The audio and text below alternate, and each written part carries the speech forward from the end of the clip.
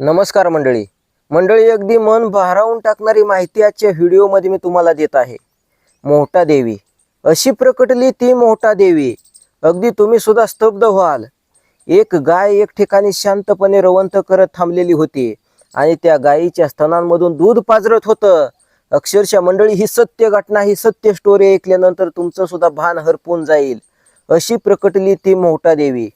होय मंडळी, शांतपणे एक देशी पांढरी गाय एक ठिकाणी एका झाडाखाली रवंथ करत उभी राहिलेली होती आणि तिला पान्हा सुटलेला होता. त्या गायीच्या स्तनांमधून दूध पाजरत होतं आणि इतकं दूध एक ठिकाणी सांडलेलं होतं की अक्षरशः ती जी जमीन आहे ती जमीन ओलसर झालेली होती. आणि मंडळी, त्याच ठिकाणी घडला चमत्कार. प्रकटली ती मोहटा देवी. हा प्रसंग नेमका काय, विषय काय, कशा पद्धतीने ती मोहटा देवी प्रकटली, लगेच तुम्हाला सांगतो. मंडळी, अगदी काळीज गोठून टाकणारे असे ते अक्षरशः अंगावरती शहारे आणणारे मोहटा देवीचे अनुभव सुद्धा तुम्हाला सांगतोय. मंडळी, एक वेळेस असं घडलं की ती मोहटा देवीची मूर्ती आहे, ती मूर्ती घडवण्यासाठी, तिला सुबक आकार देण्यासाठी सगळे गावकरी एकत्र आले. त्यांनी ठरवलं की सुंदरपैकी या मूर्तीला आपण हात वगैरे बनवावे. कलाकार आले, शिल्पकार आले, आपले छन्नी हातोडा घेऊन आले. त्या ठिकाणी एका शिल्पकारानं त्या मूर्तीच्या बाजूला छन्नी ठेवली आणि हातोडीने घाव घालणार तितक्यात मंडळी असा काय चमत्कार घडला की सगळे सैरावैर पळू लागले. क्षणार्धामध्ये त्या मूर्तीच्या बाजूने जाळ निघू लागला, अग्नीचा भडका उडाला. बघा मंडळी, कोण म्हणतं या जगामध्ये देव नाही? हे देवी देवतांचे चमत्कार वगैरे सगळं काही थोतांड आहे, अंधश्रद्धा आहे, असं बोलणाऱ्यांपर्यंत हा व्हिडिओ तुम्ही फक्त पोहोचवा. मंडळी, घडलं काय? हा चमत्कार नेमका काय? आणि त्या गावामध्ये अक्षरशः त्या देवीचा कोप झाला, मृत्यूचक्र सुरू झालं, भयावह परिस्थिती निर्माण झाली. असे अजून काही बरेचसे अनुभव आहेत, ते सगळे थोड्या वेळ बाजूला ठेवतो, ते आता लगेच नंतर तुम्हाला सांगतो. परंतु त्याच्यापूर्वी ही मोहटा देवी कशी प्रकटली ते तुम्हाला एकदा सांगतो. मंडळी, व्हिडिओ आवडला तरच आपलं चॅनल सबस्क्राईब करा, व्हिडिओ आवडला तरच आपलं चॅनल शेअर करा, एवढी एक विनंती. चला, तुम्हाला जास्त वेळ न घेता लगेच सांगायला सुरुवात करतो. मंडळी, नगर जिल्हा, अहिल्यानगर जिल्ह्यामधला पाथर्डी तालुका आणि त्या ठिकाणी असणारी ही मोहटा देवी. कशी त्या ठिकाणी ही देवी आई प्रकटली, चला तुम्हाला सांगतो. मंडळी, त्या गावामध्ये एक कुटुंब, दहिपडे आडनावाचं कुटुंब. हरिभाऊ आणि बन्सी दादा हे दोघे जण सख्खे चुलत भाऊ. अगदी जिवलग मैत्री सुद्धा त्यांच्यामध्ये, आणि नात्याने ते सख्खे चुलत भाऊ. दोघेही एकमेकांच्या कायम सोबत राहायचे, अगदी काळजातली त्यांची मैत्री. मंडळी, ते माहूरगडच्या रेणुका मातेचे भक्त होते आणि ते दरवर्षी नियमितच त्या ठिकाणी माहूरगडच्या लक्ष्मी आईचं दर्शन घ्यायसाठी जायचे, माहूरगडच्या त्या रेणुका मातेचे दर्शन घ्यायला जायचे. मंडळी, आता दिवसामागून दिवस निघून जात होते, काळ कोणासाठी थांबला नाही, वेळ कोणासाठी थांबली नाही. हे दोघेही जिवलग मित्र, जिवलग सख्खे चुलत भाऊ दोघेही वयोवृद्ध झाले, म्हातारे झाले. मंडळी, त्या काळामध्ये माहूरगडला जायचं म्हणजे फार अवघड रस्ता, आणि त्या काळामध्ये आतासारखी वाहतुकीची साधनं नव्हती, गाड्या नव्हत्या, फोर व्हीलर नव्हत्या, फक्त बैलगाडीचा प्रवास. आणि शेवटपर्यंत त्या मंदिरापर्यंत बैलगाडी काही जात नव्हती, अगदी डोंगरांचा पायथऱ्यांचा रस्ता. आणि आता मात्र या दोघांचं भावाभावांचं वय जास्त झालं. ते जे बन्शी भाऊ आहेत त्यांना पण गुडघेदुखीचा वगैरे त्रास होऊ लागला, चालून चालून पायाला गोळे यायचे. त्याच्यामुळं त्यांनी आता ठरवलं की आता आपण माहूरगडला जाऊ शकत नाही, जायचं नाही. घरचेही बायका, मुलं, नातवंड बोलत होती की बाबा आता तुम्हाला चालणं होत नाही. चालत चालत असताना मध्येच वाटेत तुम्हाला जर त्रास होऊ लागला तर मग काय करायचं? शेवटी त्यांनी ठरवलं की आता आपण नाही, आता माहूरगडला जायचं. मंडळी, त्या बन्शीदादांनी त्या माहूरगडच्या रेणुका मातेला इथूनच हात जोडले, डोळे मिटले आणि साद घातली की देवी आई, हे रेणुका माते, हे जगदंबे, आता मी तुझ्या दर्शनाला नाही ग आई देवी येऊ शकत, तूच काहीतरी कर, आमची फार श्रद्धा आहे तुझ्यावरती. अशा पद्धतीने ते बोलले आणि देवीला नमस्कार केला. मंडळी, घडलं असं की रात्रीचं त्यांना देवीने स्वप्नात येऊन दृष्टांत दिला. देवी प्रकटली स्वप्नामध्ये, त्यांना समोर ती देवी दिसत होती. मंडळी, त्या बंशीदादांनी त्या बंशीभाऊंनी दर्शन घेतलं त्या देवीचं. ती देवी सांगू लागली की भक्ता मी कोणत्या तरी रूपाने तुझ्या गावामध्ये येईल. खरंच तुम्हाला माझ्या दर्शनाची इतकी ओढ लागलेली आहे, परंतु तुमचं शरीर तुम्हाला साथ देत नाही, तर मी तुमच्यासाठी तुमच्या गावामध्ये येईन. परंतु मी ज्या रूपामध्ये येईन त्या रूपामध्ये तुम्ही मला ओळखलं तर कायमस्वरूपी मी तुमच्याच गावामध्ये राहीन. असा शब्द देवीने स्वप्नामध्ये येऊन दृष्टांत देऊन त्या बंशीभाऊंना त्या बंशीबाबांना दिला. आणि मंडळी घडला पुढे तो चमत्कार, जो ऐकल्यानंतर मंडळी तुमच्या काळजाला पाझर फुटेल. होय मंडळी, कशी प्रकटली ती मोहटा देवी. चला हा प्रसंग आता लगेच तुमच्यापर्यंत मी पोहोचवतोय. मंडळी घडलं असं की अशा पद्धतीचा त्या बंशीदादांना त्या देवी आईने रेणुका मातेने दृष्टांत दिला. आणि मंडळी दुसऱ्या दिवशी त्यांच्या गावामध्येच एक म्हातारी कुठून तरी आली. सिद्धनाथाचं सिद्धेश्वराचं एक जुनं मंदिर त्यांच्या गावामध्ये आहे, या मोठा गावामध्ये. आणि त्या सिद्धनाथाच्या मंदिराच्याच बाजूला एक पाण्याचा साठा आहे, त्याला सिद्धेश्वराचा डोह असं बोलतात. तर त्या ठिकाणी दुपारी उन्हाचं बायका वगैरे धुण्यासाठी जातात, मुलं पोहण्यासाठी जातात. आणि त्याच पाण्याच्या त्या तलावामध्ये किंवा त्या डोहामध्ये एक म्हातारी आंघोळ करायला बसली. दुपारची वेळ होती, ती कोणीतरी अनोळखी म्हातारी त्या ठिकाणी आंघोळीला बसलेली आहेत. सगळ्या बायका धुण्यासाठी आलेल्या वगैरे एक चित्ताने बघू लागल्या की कोण असेल ती म्हातारी. मंडळी जनावरांना वगैरे पाणी दाखवण्यासाठी ते जनावर चारणारे गुराखी वगैरे त्या ठिकाणी दुपारी आलेले. 1 तास झालं, 2 तास झालं, ती अंघोळीला बसलेली म्हातारी काय बाजूला सरेना. ती म्हातारी तिथेच अंघोळ करत बसली. मंडळी आता मात्र काही बायका पुढे झाल्या, त्या महिला पुढे झाल्या आणि त्यांनी विचारलं की आजीबाई कोण तुम्ही? तुम्ही कोण नवीन आहात का? या गावच्या पाहुणे आहात का? त्या आजीने उत्तर दिले, होय मी या गावची पाहुणीच आहे. तेव्हा त्या महिलांनी अजून चौकशी सुरू केली, तुम्ही कोणाच्या आई आहात का? म्हणजे आम्हाला ओळखायला समजेल. तुमच्या मुलाचं नाव सांगा, तुमच्या मुलीचं नाव सांगा, तुम्ही कोणाची आई आहात का?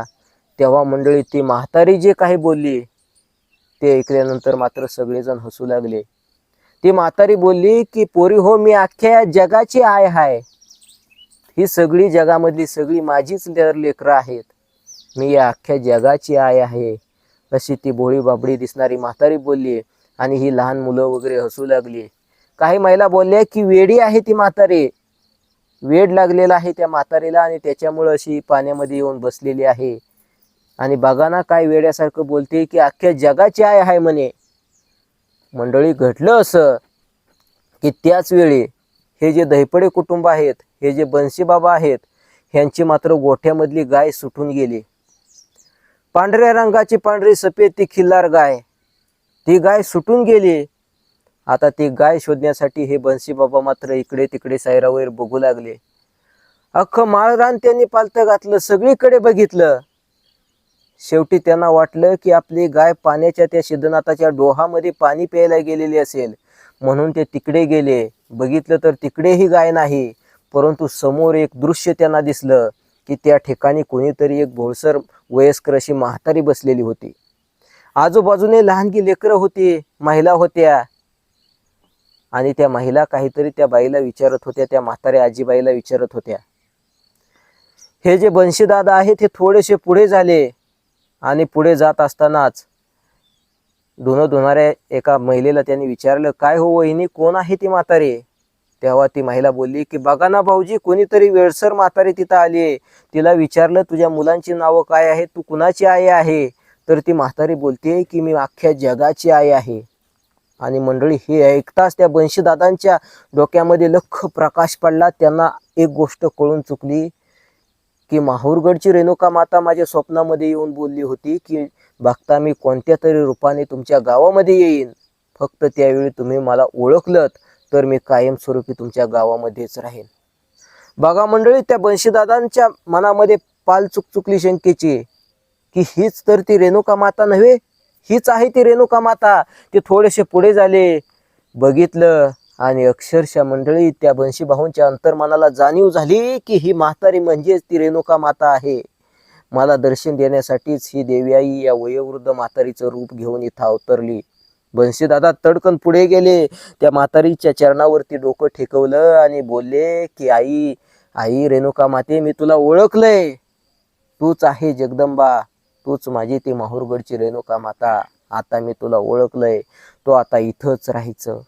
मंडळी, तेवढ्यात ती म्हातारी हसली आणि बोलली की ठीक आहे, मी आता कायमस्वरूपी याच गावात राहणार. आणि त्या म्हातारीनं त्या बंशीदादांना विचारलं की काय रे, तुझी गाय हरवली आहेस ना? ती गाय हरवलेली, ती गाय शोधण्यासाठी तू बाहेर पडलायस ना? तर त्या बाजूला त्या ठिकाणी तू जा, त्या झाडाच्या आडोशाला पलीकडे तुझी गाय उभी आहे. आणि ज्या ठिकाणी गाय उभी आहे त्याच ठिकाणी माझा जो तांदूळा आहे, तांदूळा म्हणजे जी मूर्ती आहे, तर ती मूर्ती तुला त्या ठिकाणी सापडेल. आणि त्याच ठिकाणी माझी पूजा करा, त्याच ठिकाणी मी आहे. हे जे बंशीदादा आहेत, त्या म्हातारीने सांगितल्याप्रमाणे गरकन ओळले आणि त्या ठिकाणी म्हातारीने बोट करून दाखवलेल्या त्या ठिकाणी गाय शोधण्यासाठी जाऊ लागले. मंडळी, क्षणार्धामध्ये ते पाठीमागे वळून त्यांनी बघितलं तर ती पाठीमागे डोहामध्ये बसणारे ते डोहाच्या कडेला बसलेली म्हातारीच गायब झालेली होती. ती म्हातारी गेली कुठं? त्या म्हातारीच्या रूपामध्ये अवतरलेली ती रेणुका माता नेमकी गेली कुठं? कोणाला काही समजलं नाही.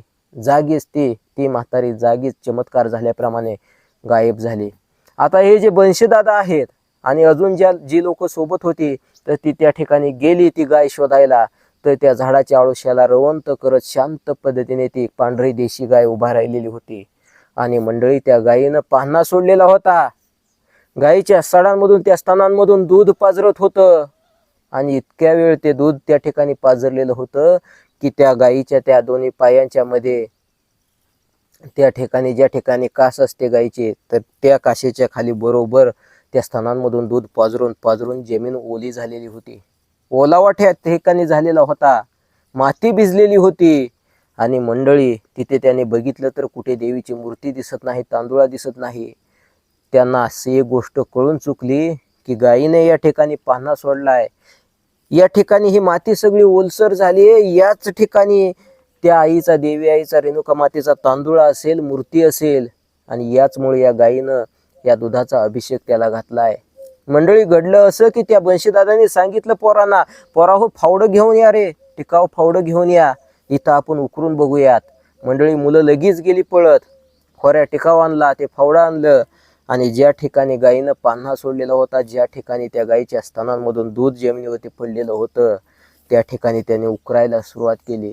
थोडीशी ती ओलसर झालेली माती बाजूला सरली. आणि काय आश्चर्य मंडळी, काय आश्चर्य, त्या बंशीदादांच्या डोळ्यामध्ये गळ अश्रू आले की फावड्यानं त्याने ती माती जशी बाजूला सारली, गाय बाजूला सारली, ती माती बाजूला केली. आणि त्याच ठिकाणी रेणुका मातेचा म्हणजे मोठा देवीचा जो तांदूळा आहे किंवा जी मूर्ती आहे, तर ती त्या ठिकाणी त्यांना दिसली. हीच ती रेणुका माता, हीच ती मोठा देवी. मंडळी, त्याच ठिकाणी आता ते ही जी रेणुका माता आहे, हीच ती मोठा देवी आहे. फक्त ते जे गाव आहे त्यांचं, तर त्या गावाचं नाव मोठा आहे. आणि त्या गावावरून मोठा देवी असं त्या देवीचं नाव पडलं. मंडळी, ती जी मूर्ती आहे ती स्वयंभू मूर्ती आहे, स्वयंभू मूर्ती आहे. कोण म्हणतं या जगामध्ये देवी देवतांचे हे चमत्कार वगैरे काही नसतात? देवी देवता म्हणजे निव्वळ अंधश्रद्धा आहे. त्या लोकांपर्यंत पोहोचवा हा व्हिडिओ. मंडळी, त्या ठिकाणी त्यांनी ती गाय बाजूला, ती गाय जी आहे देशी गाय, ती बाजूला हटवली. आणि त्याच ठिकाणी ज्या ठिकाणी गायीच्या स्तनांमधून दूध पाजरलं होतं, त्या ठिकाणी ती मूर्ती त्यांना सापडली. आता मंडळी, त्या ठिकाणी नित्य नियमाने लोक दर्शनाला येऊ लागली. परंतु पुढे अजून एक चमत्कार असा घडला, म्हणजे देवीचा कोपच घडला. अक्षरशः मंडळी, लोक सैरावैर पळू लागले. लोकांकडून नेमकी काय चूक झाली ते तुम्हाला सांगतो. आता त्या ठिकाणी ती तांदूळा रूपातली मूर्ती, तांदूळा स्वरूपातली मूर्ती त्यांना सापडली होती. आता तांदूळा म्हणजे फक्त गळ्यापासून वरतीच फक्त ती देवीची मूर्ती. आता या गावकऱ्यांना मात्र वाटलं की ही एवढी नवसाला पावतीये देवी, ही आपल्या गावामध्ये प्रकट झालेली ही रेणुका माता आहे साक्षात. त्या लोकांना वाटलं की फक्त गळ्यापासूनच वरती ह्या देवीची मूर्ती आहे. आपण असं करूयात की तज्ञ शिल्पकारांना बोलूयात, मूर्तिकारांना बोलवायचं. आणि अगदी दुर्गा देवीला जसे हात वगैरे आहेत तसे हात बनवायचे. म्हणून त्यांनी कलाकारांना, त्या मूर्तिकारांना बोलवलं. छन्नी हातोडा घेऊन ते शिल्पकार आले. मंडळी, त्याच ठिकाणी मूर्तीच्या बाजूला त्या मूर्तिकारानं छन्नी ठेवली आणि हातोडीचा घाव टाकणार तितक्यात तप्त असा अग्नीचा भडका उडाला. त्या मूर्तीच्या बाजूने अगदी जाळाचा भडका उडाला. तो मूर्तिकार पळू लागला. बाकीचे जमलेले लोक सुद्धा सैरावैर पळू लागले की आता घडतंय काय. सगळ्यांचा थरका पडून गेला. त्यांनी त्या ठिकाणी बघितलं तर परत तो जो भडका आहे तो शांत झाला. परंतु तिथून पुढे मात्र त्या गावामध्ये, त्या मोठा गावामध्ये मृत्यूचक्र सुरू झालं. भयंकर मृत्यूचक्र. आता मृत्यूचक्र म्हणजे काय, तर त्या गावामधला माणूस एका पाठोपाठ एक असा अनेक माणूस मरून लागले. म्हणजे माणसं त्या गावामध्ये मरू लागली. अक्षरशः सांगत असताना मंडळी शब्द सुद्धा फुटत नाहीत, इतकं भयंकर ते वास्तव होतं. मृत्यूचक्र म्हणजे काय, तर त्या ठिकाणच्या एका व्यक्तीला दहन देऊन त्या स्मशानामधून परत येईपर्यंत दुसरं मड तयार असायचं, दुसरा एखादा व्यक्ती मेलेला असायचा. दिवसाला 10-12 लोक अशी मरू लागली. आता मात्र त्या देवीचा कोप त्यांच्या त्या गावावरती झाला. आता करायचं काय, याच्यामधून बाहेर कसं पडायचं, तर ते जे 2 भक्त होते देवीचे, बंशी भाऊ आणि ते जे हरिभाऊ आहेत, तर त्या दोघांनी ठरवलं की आपणच आता देवीला प्रार्थना करायची. कारण मंडळी त्यांची ती भक्ती पाहून, त्यांची ती श्रद्धा पाहून, त्यांच्यावरती कृपा आशीर्वाद करण्यासाठीच तर ती माहूरगडची रेणुका माता त्यांच्या गावामध्ये आलेली होती. आता त्या 2 भावांनी प्रार्थना केली. बंशी बाबांनी हात जोडले, नमस्कार केला आणि देवीला विनंती केली की देवी आई, या गावकऱ्यांचं जर काय चुकलं असेल तर तू माफ कर ना. ही तुझीच तर आम्ही सगळी लेकरं आहोत. आमची चूक पदरामध्ये घे, इथून पुढं अशी काय आमची चूक होणार नाही. मंडळी देवीनेही त्यांना नंतर दृष्टांत दिला की ठीक आहे, माझीच तर तुम्ही सगळे लेकरं आहात, तुमची चूक मी पदरामध्ये घेते, परंतु इथून पुढे मात्र माझी जी मूर्ती आहे तर ती घडवायचा वगैरे कोणी प्रयत्न करू नका. हा जो माझा तांदूळ आहे, ही जी माझी मुख्य मूर्ती आहे, तर हिचीच तुम्ही पूजा करा. आणि मंडळी नंतर मात्र तो जो देवीचा कोप आहे थोडासा कमी झाला. त्याने नंतर यज्ञ वगैरे केला, भजन कीर्तन त्या ठिकाणी केलं आणि नंतर मात्र हा कोप पूर्णपणे थांबला. तर अशी आहे ही मोठा देवीची कहाणी. बघा मंडळी कशी प्रकटली ती मोठा देवी, ते तुम्हाला मी सांगितलं की देशी गाई, खिल्लार गाई, पांढऱ्या रंगाची ती गाई, ती त्या बंशीभाऊ धैपडे यांची ती गोठ्यामधली गाई सुटून गेली. आणि कशा पद्धतीने एकंदरीतच ते त्या रेणुका मातेचे, माहूरगडचे रेणुका मातेचे भक्त होते आणि त्या ठिकाणी त्या तलावामध्ये ती वयोवृद्ध म्हातारीच्या रूपाने ती रेणुका माता प्रकटली आणि ती हरवलेली गाय त्यांनी त्या रेणुका मातेने दाखवली. त्या ठिकाणी गेले आणि त्या स्थानामधून पाझरणाऱ्या त्या दुधाच्या त्या ठिकाणी खाली ज्या ठिकाणी जमिनीचा ओलावा निर्माण झालेला, त्याच ठिकाणी तांदुळा रूपामध्ये कशा पद्धतीने ही मोठा देवीची मूर्ती आहे ती सापडली, हे एकंदरीत थोडक्यात तुम्हाला मी सांगायचा प्रयत्न केला. तर मंडळी हा व्हिडिओ कसा वाटला, ही माहिती नक्कीच आवडली असेल तर पुन्हा एकदा तुम्हाला विनंती करतोय की आपलं चॅनल सबस्क्राईब करा. चला मंडळी, धन्यवाद. भेटूया आता आपण पुढच्या एखाद्या नवीन व्हिडिओ सोबत. जय जगदंबा, जय भवानी, श्री स्वामी समर्थ.